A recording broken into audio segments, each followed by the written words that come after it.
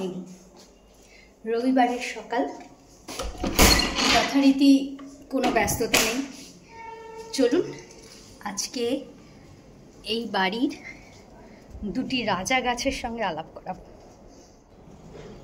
ছাদের গাছগুলোর দেখছি বেশ খারাপ অবস্থা। এই দিকটা তাও ঠিক আছে, কিন্তু এই দিকের গাছগুলো পূব দিকের রোদটা পুরো পায় বলে বোধহয় জলও কম পেয়েছে, শুকিয়ে গেছে। দেখি যাওয়ার আগে যদি জল দিয়ে দিতে পারি। শুকনো গাছ দেখলে খুব খারাপ লাগে, যেন মনে হয় পরিবারের মানুষগুলো অনাহারে রয়েছে।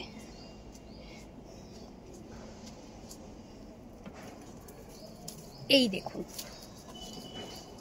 এই সেই কাঁঠাল গাছ। এইভাবে বাড়ির চৌহদ্দির মধ্যে বেড়ে উঠেছে একদম পূর্ণ অবয়বে, যেটা বাড়ির মাথা ছাড়িয়ে গেছে।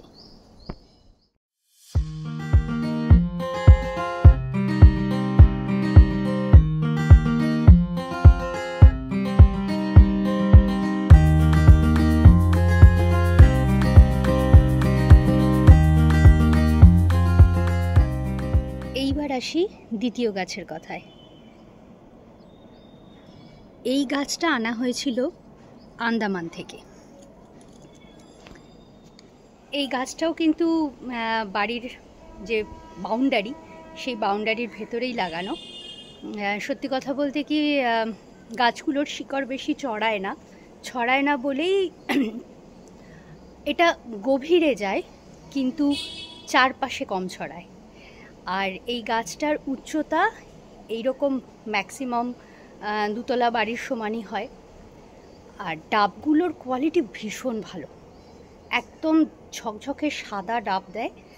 আর জলটা একটু নোনতা, কিন্তু তার ভেতরের নারকোল বা শাঁস যেগুলো হয় সেগুলো দারুণ লাগে। এই গাছটায় আগে ফলন খুব একটা হতো না, মাঝখানে বন্ধ হয়ে গেছিলো। প্রথমে খুব ভালো ডাব দিত, তারপর মাঝখানে ফলন বন্ধ হয়ে গেছিলো। তারপর আমাদেরই পরিচিত একজন পরামর্শ দেন, এবং গাছের গোড়ায়, যেহেতু আন্দামানের গাছ, ওখানে মাটি নোনতা, তাই গাছের গোড়ায় নুন দেওয়া হয়, এবং তারপর থেকে সে আমাদের 2 হাত ভরিয়ে ফল দিচ্ছে। বাড়ির সামনের দিকে দুটো জবা গাছকে একসাথে এক মাটিতে বসানো হয়েছিল। তারপর তার কামাল দেখুন, লাল ফুল, গোলাপি ফুল, আর এই হলুদ ফুল সঙ্গে লাল ছটা।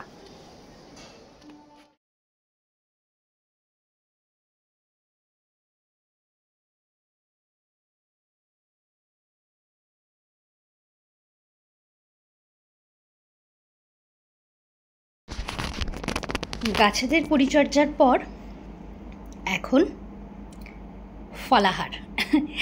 আজকের ব্রেকফাস্ট এটাই।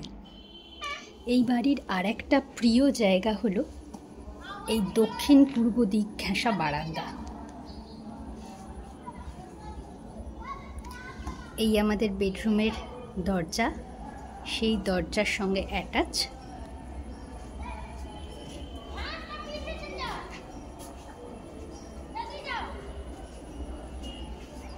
এই মাঠেই পাড়ার দুর্গাপুজো, কালী পুজো, এই দুটো বড় বড় মেন পুজো হয়। তো এটা আমার কাছে একটা খুব মজার ব্যাপার যে পুজোয় একদিনের জন্য বাড়ি এলেও ঘুম ভাঙে ঢাকের আওয়াজে। আর মণ্ডপ দেখা বা অন্তত ঠাকুরের কিছুটা অংশ দেখা একেবারে বিছানা থেকেই সেটা সম্ভব হয়। এটা একটা দারুণ ব্যাপার। আর এক বছর একটা শেয়ার করি একটা ঘটনা। এক বছর কালী পুজোর আগের দিন, তখন ঠাকুর আনা হচ্ছিল, আমি বাড়িতেই ছিলাম। তো অনেক রাতে হঠাৎ খুব হৈ হৈ আওয়াজ পেয়ে জানলার কাছে এসে দেখলাম যেটা, যে কালী ঠাকুরের মূর্তি তো বিশাল, তো উপরে যে তারগুলো গেছে সেই তারেতে ঠাকুরের মাথার ওপরের দিকে জটা আটকে গেছে।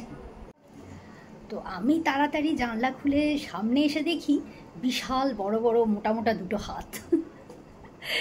তখন রিয়েলাইজ করি যে আমরা দূর থেকে যে মূর্তিটা দেখি তার তুলনায় সেই মূর্তি অ্যাকচুয়ালি কতটা বিশাল, এবং মানে বিশাল বলতে দৈর্ঘ্য প্রস্থ দুটোতেই সেটা কতটা বড়, সেটা সামনে থেকে দেখে তখন রিয়েলাইজ করেছিলাম। দুপুরের খাবার পর্ব শুরু হয়ে গেছে। আজকের মেনু হচ্ছে, এটার অ্যাকচুয়ালি এক এক রকম নাম। ঘরোয়া পদ্ধতিতে বিরিয়ানি, এটা আমার মা বলেন, আর আমি বলি মাংসের পোলাও। রান্নাটা খুব সিম্পল, একদম যেরকম মাংস রান্না করেন। পুরো মাংস রান্না হয়ে যাওয়ার পর, আমাদের বাড়িতে মাংস মেনলি লাস্টের দিকে মাটন, পাঁঠার মাংস কুকারেই হয়, তো পুরো রান্না হয়ে যাওয়ার পর ওই ঝোলের মধ্যেই দেরাদুন রাইস মাপ মতো দিয়ে দেওয়া হয়।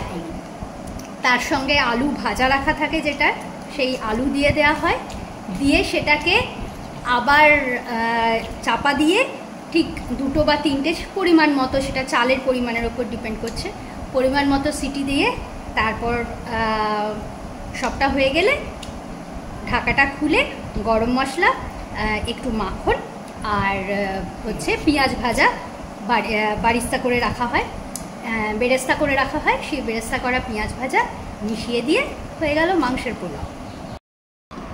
আজকে বাড়িতে আরেকটা জিনিসও হয়েছে, পাটিসাপটা।